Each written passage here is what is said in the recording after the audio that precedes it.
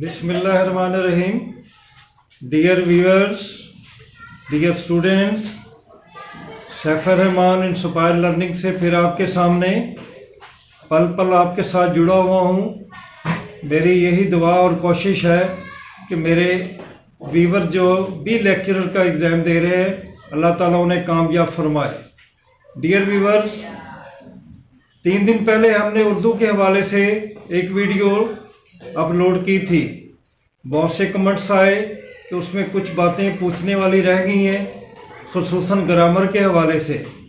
तो मैंने अपने दोस्त, छोटे भाई, अपने मेहमान डॉक्टर इमरान ज़फ़र को से गुजारिश की कि एक और वीडियो बनाएं जिसमें उनके आपके सारे सवालात के जवाब दिए जाएं।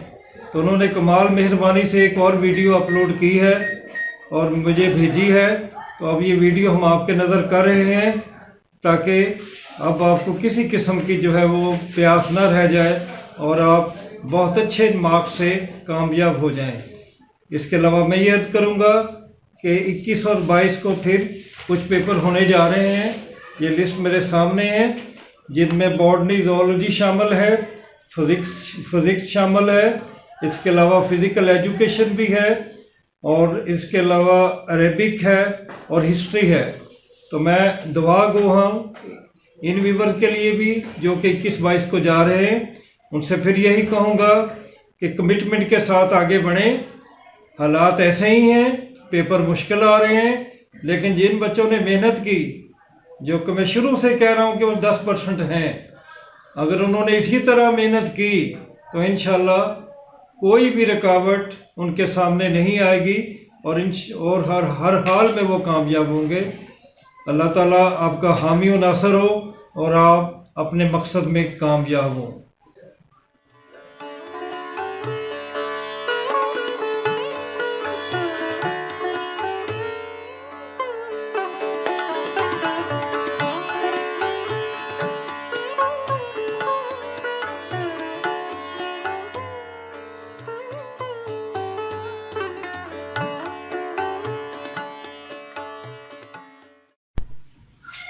डॉक्टर साहब, मैं आज इसलिए भी हाजिर हुआ था कि आजकल हमारे बहुत सारे शागिर्द जो हैं वो लेक्चरशिप की तैयारी कर रहे हैं और उन्हें ख़ास तौर पे इल्म बयान और सनाए बदाए के हवाले से कुछ मसाइल का सामना है। वो हमें कहते हैं कि सर हमें समझ नहीं आती कि तशबीह और इस्तिआरा में क्या फ़र्क होता है, मजाज और किनाए के क्या मसाइल हैं। तो कोई शेर पढ़ते हुए जो कुछ मिसालें उनके सामने होती हैं वो तो उन्हें याद रहती हैं, लेकिन जैसे ही कोई अनसीन शेर वो देखते हैं तो फिर परेशान हो जाते हैं।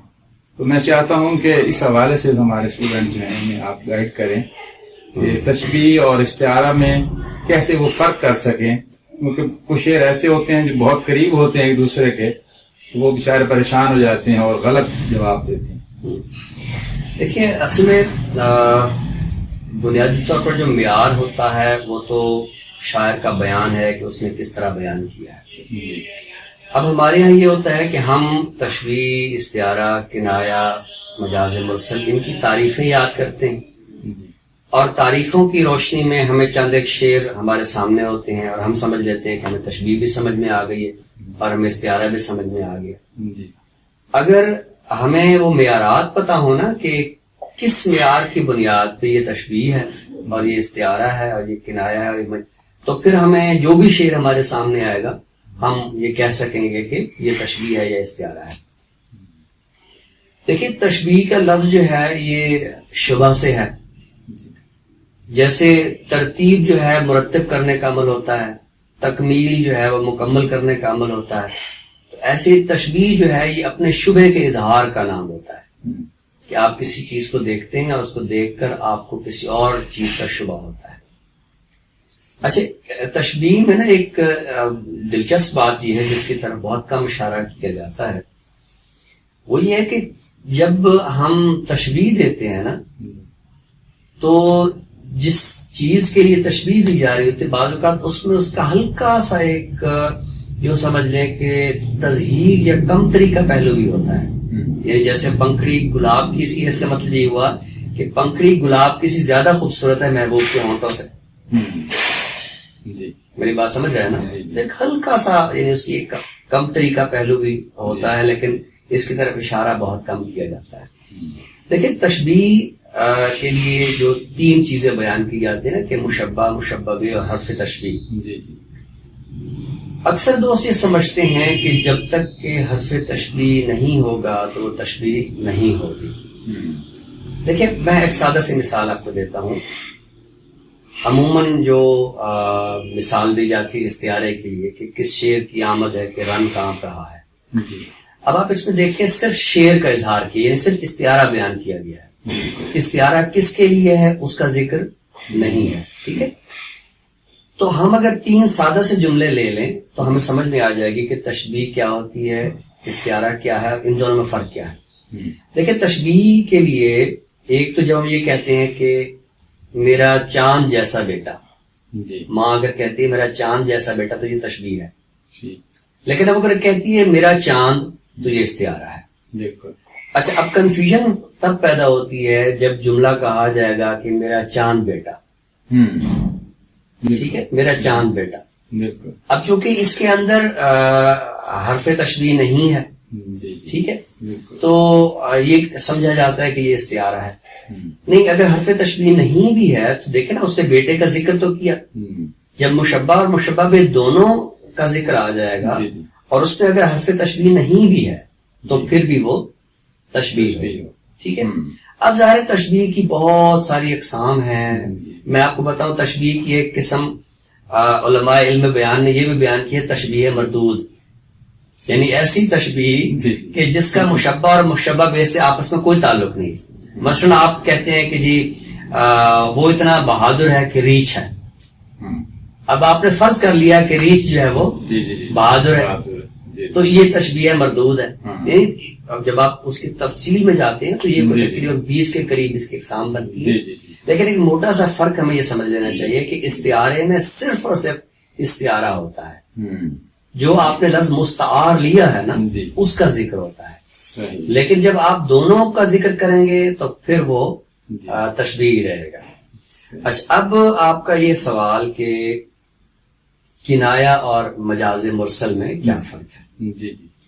دیکھیں کنایے میں صرف تشبیہ کا تعلق کے ساتھ ساتھ حقیقی معنی بھی ہوتے ہیں. مجاز مرسل میں حقیقی معنی بالکل نہیں ہوتے. ٹھیک ہے، مجاز مرسل میں حقیقی معنی نہیں ہوتے ہیں لیکن اس میں جس چیز کا ذکر کیا جاتا ہے اس میں اصل معنی کے لفظ کے ساتھ کوئی ایسوسیشن ہوتی ہے، کوئی ایک ربط ہوتا ہے. جیسے آپ کہتے ہیں میں نے 2 پلیٹیں کھائی ہیں تو آپ نے جو کھایا ہے اس کا پلیٹ سے ایک اس کی ایسوسیشن ہے. ٹھیک ہے، مجاز مرسل کا معنی یہ ہوا کہ وہ معنی جس کی ترسیل مجازی معنوں میں ہوئی. اب مجاز اور حقیقت کے مابین جو تعلق ہے وہ یہ ہوتا ہے کہ اس کے مابین ایک ایسوسیشن ہے. جیسے ہم کہتے ہیں محبوب مجازی اور محبوب حقیقی، تو دونوں میں ایسوسیشن بہرحال محبوب ہونے کی. ٹھیک ہے نا، یعنی اس وقت تک مجاز مرسل کی کا اظہار نہیں ہوگا کہ جب تک کہ اس کی ایسوسیشن نہ. کنایے میں ایسوسیشن نہیں ہوتی ہے، کنایے میں حقیقی معنی ہوتے ہیں. جیسے ابھی ہم تھوڑی دیر پہلے بات کر رہے تھے کہ اس کے بال سفید ہو گئے پھر بھی اس کی بچوں جیسے رکھتے ہیں. اب بال سفید ہوئے ہیں تو حقیقی معنوں میں بھی ہوئے ہیں. ٹھیک ہے، اس میں صرف ہم نے تشبیہ نہیں دی ہے، اس کا حقیقی معنی بھی واضح ہے. ایک چیز میں یہاں اپنے طالب علموں کے لیے بتانا چاہتا ہوں کہ تشبیہ، استعارہ، مجاز مرسل، کنایہ، ان کو محض یہ نہیں سمجھنا چاہیے کہ یہ علم بیان کے اوصاف ہیں. ہماری تربیت چونکہ ایسے ادبی ماحول میں ہوئی ہے کہ ہم جو براہ راست ادبی کلام ہے جو ہم سمجھ رہے ہوتے ہیں کہ ہمیں سمجھ میں آ رہا ہے ہم اس کی تحسین کرتے ہیں، ہم اس کو اچھا سمجھتے ہیں. جبکہ دنیا بھر میں اعلیٰ ادب وہی ہوتا ہے کہ جو علم بیان کے اوصاف سے بھرپور ہوتا ہے. یعنی بڑی شاعری جہاں بھی تخلیق ہوئی ہے وہ میٹافوریکل ہوئی ہے، وہ استعاراتی ہوئی ہے، وہ علامتی ہوئی ہے. لہٰذا انہیں صرف علم بیان کے اوصاف نہیں سمجھنا چاہیے بلکہ یوں سمجھنا چاہیے کہ مغز اسلوب شعر جو ہے وہ ہے ہی علم بیان. یعنی جب ہم کہتے ہیں کہ قرآن کی آیات، آپ یہ بھی کہہ سکتے ہیں کہ استعارے، آیت مانی نشانی. جی جی تو جب خدا اپنے کلام میں انسانوں کو کوئی بات سمجھا رہا ہے جی جی اور اس میں بھی وہ براہ راست کلام کے بجائے جی. وہ استعاراتی اسلوب اختیار کرتے ہیں اللہ کریم، جی. تو اس کا مطلب یہ ہوا کہ مغز اسلوب شعر جو ہے وہ ہوتا ہی وہی ہے جو علم بیان سے بھرپور ہوتا ہے. جیسے وہ آتش کا ہے کہ شاعری بھی کام ہے آتش مرصع ساز کا. تو بندش الفاظ جو ہے وہ تو یہی ہے کہ یعنی بظاہر ہم ایک شعر پڑھتے ہیں اس وقت ہمیں اندازہ نہیں ہوتا کہ شاعر نے اس میں کتنے فنی محاسن کیے ہوئے ہیں، لیکن بعد میں جیسے جیسے پڑھتے ہیں اس کی کھلتی ہیں تو ہم حیران ہوتے ہیں کہ انگلش میں نا، انگلش میں دو لفظ ہوتے ہیں یعنی لفظ کے معنی بتانے کے لیے. وہ کہتے ہیں ایک لٹرل میننگ ہوتا ہے، ایک لٹریری میننگ ہوتا ہے. جی یعنی لٹرل میننگ وہ ہوتا ہے جو لغت میں لکھا ہوتا ہے کہ یہ لٹرل میننگ ہے. مثلاً آپ اگر کہیں چوہا جی تو اس سے مراد وہ چھوٹا سا جانور ہوگا جو بڑی تیزی سے سرعت کے ساتھ دوڑ جاتا ہے، اس کی لمبی سی دم ہے، وہ ایک جانور ہے. آپ شکل دکھا کے کہیں گے کہ یہ چوہا ہے، ٹھیک ہے. لیکن جب شعر کے اندر یہ لفظ آئے گا تو ہو سکتا ہے کہ وہاں شاعر ان انسانوں کا ذکر کر رہا ہو کہ جنہیں معاشرے میں کوئی اہمیت نہیں دی جاتی ہے، وہ گندگی اور غلاظت میں رہنے پر مجبور ہیں. آپ نے تو فیض پہ کام کیا ہے، تو جب وہ کتے کا ذکر کرتا ہے تو وہ نظم بالکل ایسا نہیں ہے کہ وہ کتوں پر ہے. وہ نظم کتوں پر نہیں ہے، بلکہ وہ ان معاشرے کے مجبور مقہور لوگوں پر ہے کہ جنہیں مجبور کر دیا گیا ہے کہ وہ کتوں جیسی زندگی گزاریں. ٹھیک ہے. اچھا، فیض کی اسی نظم کو جاوید انور جب آگے بڑھاتے ہیں تو وہ کہتے ہیں بھونک اے خارج شدہ حیوان بھونک، بھونک ان کے واسطے جو بھونک بھی سکتے ہیں. اب یہاں جو ہے یہ استعارہ دوہرا ہو گیا، یعنی ایک تو کتے کا استعارہ ہو گیا، ایک جو بھونکنا ہے. اب آپ یہ دیکھیے کہ وہ بھونکنا جو ہے بظاہر ایک ایسا عمل ہے جس کو ہم پسند نہیں کرتے، ٹھیک ہے. لیکن جہاں احتجاج کے معنوں میں ہے، یہ زوردار انداز سے اونچی آواز سے اپنے حقوق مانگنے کے مفہوم میں ہے، تو شاعری جو ہوتی ہے وہ ہوتی ہی استعاراتی اظہار ہے، وہ ہوتی ہے علامتی اظہار ہے. یعنی میرے نزدیک شعر وہی ہے کہ جس کے اندر علم بیان کا کوئی نہ کوئی وصف موجود ہے. اگر علم بیان کا کوئی وصف موجود نہیں ہے تو پھر وہ ایک یوں سمجھیے کہ یک پرتی سادہ سا کلام ہے جو جس کا ایک کاروباری مفہوم تو ہے. کاروباری مفہوم کو آپ یوں سمجھ لیں معاشرتی مفہوم. بس آپ نے ایک بات کہنی تھی ابلاغ کے نقطۂ نظر سے، سو آپ نے کہہ دی تو اس کا ابلاغ ہو گیا. لیکن یعنی کل بھی میں ایک مضمون دیکھ رہا تھا کہ ایک زبان ہوتی ہے جو فن کی زبان ہوتی ہے. تو فن کی زبان جو ہوتی ہے وہ عام زبان سے تھوڑی سی اوپر کی سطح کی ہوتی ہے. تحسین فراقی صاحب ایک شعر سنایا کرتے تھے کہ زلف لہرا کے جب وہ بت سرے بازار چلا، شور اٹھا مار چلا مار چلا مار چلا. تو ہم تو یہی سمجھتے رہے کہ جیسے وہ عاشق کہتے ہیں کہ ہائے مر گئے، لیکن جب انہوں نے بتایا کہ یہاں مار جو ہے یہ فارسی کا لفظ کے طور پہ آ رہا ہے اور وہاں اس سے مراد سام بھی ہے اور پھر زلف کی اور مار کے ساتھ جو ایک نسبت بن رہی ہے، تو وہ ایسے ہی ہے کہ شاعر کو اتنی جلدی نہ سمجھ لیں کہ بس یہی وہ کہہ رہا ہے، یا اس کے ایک سطحی معنی تک نہ جائیں بلکہ اس کے اندر جو ایک فنی محاسن ہیں ان کو خریدنے کی کوشش کرے. اچھا، آپ کی بات سے نا مجھے ایک اور بات بھی ذہن میں آئی، اور اس میں بھی عموماً طالب علم جو ہے وہ تھوڑا سا التباس کا شکار رہتے ہیں کہ ابہام اور ایہام میں کیا فرق ہے. یعنی وہ عموماً ابہام کو ایہام کے معنوں میں لیتے ہیں اور ایہام کو ابہام کے معنوں میں لیتے ہیں. اب یہ جو آپ نے شعر پڑھا یہ ابہام کا نہیں ہے، یہ ایہام کا ہے. یعنی ابہام وہ ہوتا ہے کہ جس میں بات مبہم ہوتی ہے، آپ کو سمجھ نہیں آتی کہ یہ کیا بات ہے، ٹھیک ہے. ایہام میں یہ نہیں ہوتا. ایہام میں آپ کو بات فوراً سمجھ میں آ جاتی ہے، ٹھیک ہے. لیکن تھوڑی ہی دیر بعد آپ کو یہ احساس ہوتا ہے کہ میں جو کچھ سمجھا ہوں سمجھنے کی حد تھوڑی سی سے آگے بھی ہے. اور یہ جو اس وقت ہماری جدید لسانی تھیوریز ہیں نا وہ انہی باتوں پہ کھڑی ہوئی ہیں. اصل میں ہماری ماڈرن جو لنگوسٹیکل تھیوریز ہیں نا وہ صرف اور صرف ان پرانے علوم کو یا ان جو علم بیان ہے یا علم بدیع ہے اس کی ایک نئی اصطلاحاتی شکل ہے، ورنہ حقیقت میں جو ہے وہی باتیں پرانی ہیں۔ اب یہ ابہام میں یہ ہوتا ہے کہ بات آپ کو سمجھ میں آ جاتی ہے اور وہ مفہوم ہوتا بھی ہے، غلط بھی نہیں ہوتا، آپ اس کو غلط بھی نہیں کہہ سکتے، لیکن اگلے ہی لمحے آپ کو یہ احساس ہوتا ہے کہ اس میں ایک اور معنی بھی ہے۔ تو جب ایک معنی آپ کو سمجھ میں آتا ہے اور اگلے لمحے آپ کو دوسرا معنی سمجھ میں آتا ہے، بعید اور قریب والے، بعید اور قریب، اور اس میں صرف دو نہیں ہوتے ہیں، بعض اوقات اس میں کئی ایک پرتیں ہوتی ہیں۔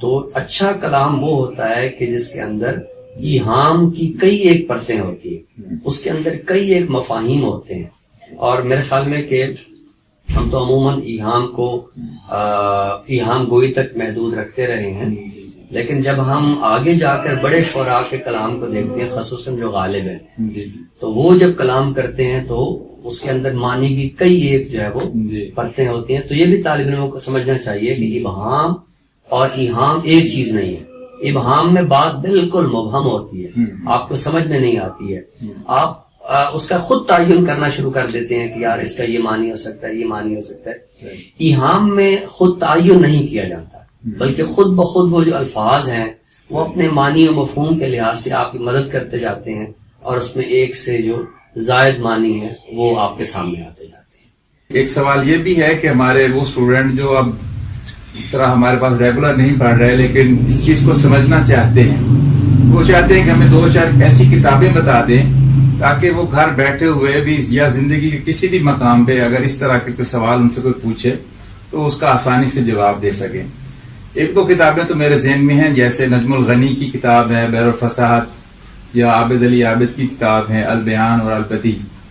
تو لیکن یہ بحر الفصاحت تو خاصی لمبی جلدوں میں ہے، تو اس کے علاوہ بھی 2-4 اگر کتابیں آپ کے ذہن میں ہو تو وہ ذرا بتا دیں۔ اس میں دیکھیں وہ کتابیں جو ہمارے ہاں اصطلاحات پہ لکھی گئی ہیں، ظاہر ہے یہ بھی چونکہ ایک اعتبار سے ادبی اصطلاحات ہی ہوتی ہیں، جیسے مثلا کشاف تنقیدی اصطلاحات ہے، تو اس کے اندر جہاں دیگر اصطلاحات ہیں وہاں یہ بھی موجود ہے، ٹھیک ہے۔ لیکن بطور خاص اگر آپ مجھ سے یہ سوال کر رہے ہیں علم بلاغت کے حوالے سے، تو یہ 2-3 کتابیں اس وقت میرے سامنے ہیں، میں ان کی تصویر بھی طالب علموں کو دکھا سکتا ہوں۔ ایک تو یہ میرے پاس بہت ہی پرانی سی کتاب ہے مخزن بلاغت، یہ مولانا سعید الدین شیرکوٹی صاحب کی یہ لکھی ہوئی کتاب ہے۔ ہم 80s میں جب ٹیلی ویژن دیکھا کرتے تھے تو مولانا صاحب سے ہمارا تعارف جو تھا وہ ایک عالم دین کے طور پر تھا، اور لیکن یہ کتاب اس میں تشبیہ، استعارہ اور علم بدیع کے جتنی بھی اصطلاحات ہیں تو ان کی جو ہے وہ تعریف دی گئی ہے، اور اس میں ایک بہت خوبصورت بات یہ ہے کہ جتنی بھی یہ اصطلاحات اردو میں ہیں تو نیچے ان کی جو انگریزی ان کا متبادل ہے وہ بھی دیا گیا ہے۔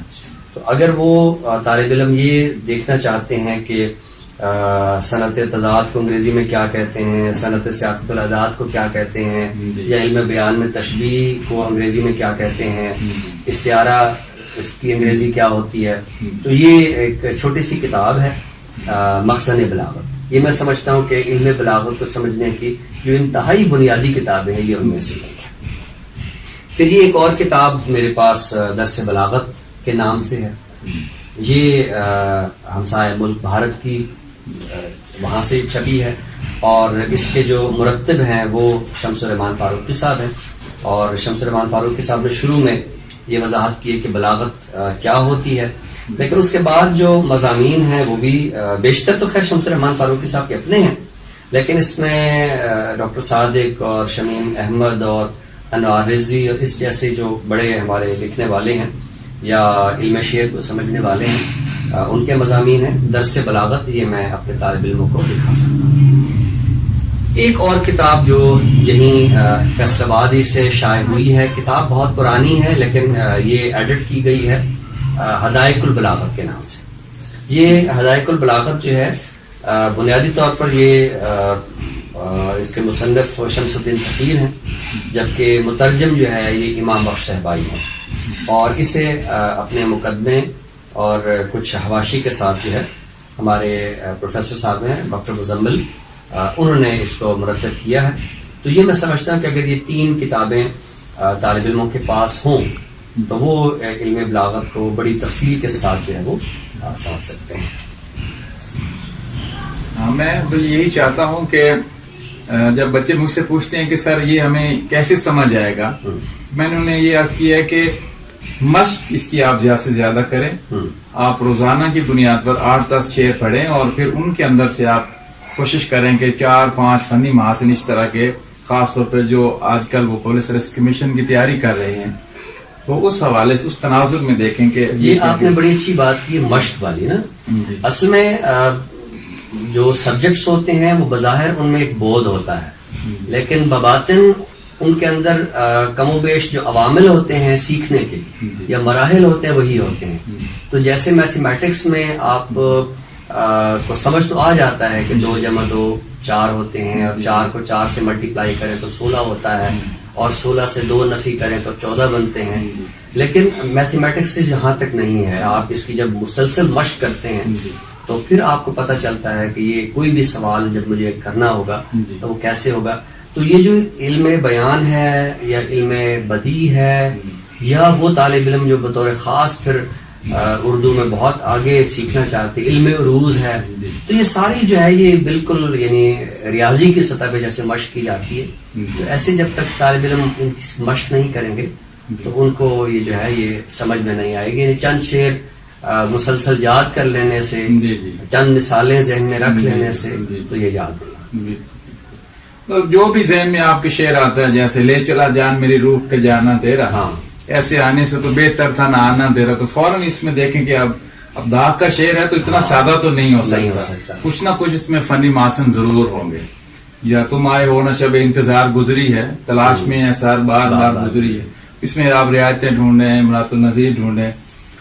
اور امراۃ النظیر اور رعایت اللفظی سے مجھے یاد آیا کہ یہ بھی بچے ہم سے پوچھتے ہیں کہ سر یہ بہت باریک چیز ہے کہ ہم نے ایک شعر پڑھا، پتا پتا بوٹا بوٹا حال ہمارا جانے ہے، جانے نہ جانے گل ہی نہ جانے باغ تو سارا جانے. اب اس میں رعایت لفظی ہے یا امراۃ النظیر ہے، تو یہ فرق کرنے میں بھی بعض اوقات بچوں کو پریشانی ہوتی ہے. تو دیکھیں اس کی نا میں آپ کو سادہ سے مثال دوں کہ ہم بچپن میں ہمیں جو فرق پڑھایا جاتا تھا نا کہ یہ گیس ہے، یہ مائع ہے، یہ ٹھوس ہے. جی ٹھیک ہے. تو گیس جو ہے وہ جب اس کو انتہا درجے پر ٹھنڈا کر لیا جاتا ہے وہ پانی بن جاتی ہے، اسی پانی کو اور ٹھنڈا کر لیا جائے تو برف بن جاتی ہے. یعنی وہی چیز جو ہے وہ گیس ہے، وہی چیز مائع ہے، وہی چیز ٹھوس ہے. ٹھیک ہے. اسی طرح آپ دودھ کو جما لیں تو وہ دہی بن جاتا ہے. صحیح ہے. لیکن اب دودھ اور دہی میں فرق بھی ہے اور وہ بنیاد طور پر ایک چیز کی ہے. اچھا، یہ جو ہماری صنائع شعری ہوتی ہیں یا علم بیان کی جو اوصاف ہیں، ان میں کسی حد تک فرق ہوتا ہے اور بہت حد تک یہ ایک چیز ہوتی ہے. مثلاً رعایت لفظی وہی ہے جس کو آپ تلازمہ کہتے ہیں، ایک لفظ کی رعایت سے دوسرا لفظ لے آنا، تو یہ وہی تلازمہ بھی ہو جاتا ہے. اب سوال یہ کہ رعایت لفظی اور امراۃ النظیر میں کیا فرق ہے. تو جب رعایت لفظی میں رعایتیں بہت زیادہ ہو جاتی ہیں تو وہ امراۃ النظیر بن جاتی ہے. یعنی ایک لفظ کی رعایت سے جب آپ دوسرا لفظ لائیں گے تو آپ اسے امراۃ النظیر نہیں کہہ سکتے. یہ ایک لفظ کی رعایت سے دوسری یہ رعایت لفظی ہے. لیکن یہی رعایت لفظی جب ایک پورے سسٹم کے تحت اس کے اندر، جیسے مثلا چمن کا لفظ ہے تو اس کی رعایت سے آپ پھول کا لفظ لے آئیے، آپ ہوا کا لفظ لے آئیے، آپ پتے کا لفظ لے آئیے. جب آپ بہت سارے الفاظ کو ایک جگہ جمع کر لیتے ہیں تو یہ صنعت امراۃ النظیر ہے. لیکن جب صرف ایک لفظ کی رعایت سے دوسرا لفظ ہوگا تو یہ رعایت لفظی ہے. یعنی ان کے اندر ایک اختلاف بھی ہے لیکن کسی حد تک یہ جا کر ایک چیز بھی ہو جاتی ہے. اب بالکل سادہ شعر ہے، ایک سب آگ ایک سب پانی، دید و دل عذاب ہیں دونوں. تو بچے کہتے ہیں سر ہم نے تو اس میں تضاد ہی دیکھا تھا، رعایت تو ہم نے دیکھی نہیں تھی. زراعت دیکھتے ہیں تو وہ کہتے ہیں لف و نشر تو ہم نے اس میں دیکھا ہی نہیں تھا. تو یہ جو ساری چیزیں ہیں یہ مشترک ہوتی ہیں. اور ایک مثال کے لیے میرا خیال ہے ایک شعر کو نہیں، یعنی یہ شعر اس کا نہیں ہوتا بلکہ ایک شعر بھی کئی مثالوں میں استعمال ہو سکتا ہے. اور دیکھیں یہ جو صنائع شعری ہوتے ہیں یہ بعض اوقات بیک وقت ایک ہی شعر کے اندر انہی الفاظ کے ذریعے، یعنی جیسے ابھی آپ نے بتایا کہ صنعت تضاد ہے تو صنعت تضاد موجود ہے. لیکن اسی جگہ یہ صنعت علف و نشر بھی موجود ہے. یعنی بعض اوقات آپ صنعتوں کو الگ نہیں کر سکتے. جیسے یہ مخلوقات انسانی ہوتی ہیں, ٹھیک ہے, تو یہ مختلف بھی ہوتے ہیں لیکن اپنے اوصاف میں ان کے اندر بہت ساری چیزیں جو ہے وہ مشترک ہو جاتی ہیں. انسانوں میں بھی یہ چیزیں ہوتی ہیں کہ وہ اپنے خد و خال کے لحاظ سے, شبیہ کے لحاظ سے مختلف ہوتے ہیں, لیکن میرا خیال ہے وہ جو ہمارے بنیادی نقش ہیں وہ ایک ہیں. تو یہ جو صنائع شعری ہیں یہ اپنے باطن میں جو ان کے وصف ہیں, یہ ان میں ایک شعر کے اندر جو بہت سارے صنعتوں کا اکٹھا ہو جانا یہ کوئی یہ معمول کی بات ہے, بلکہ کسی شاعر کے اعلیٰ کلام کا, فنی سطح پہ اعلیٰ کلام کا یہ ایک وصف ہوتا ہے کہ اس کے اندر کئی ایک جو صنائع شعری ہیں وہ اکٹھی ہو گئی. بلکہ جتنا بڑا شاعر ہوگا یا کسی بڑے شاعر ہونے کا اندازہ اس کے انہی چیزوں سے لگایا جا سکتا ہے کہ بھئی اس میں اس کی ایک شعر میں آپ دیکھ لیں کہ یہ کیسے کمال ہے.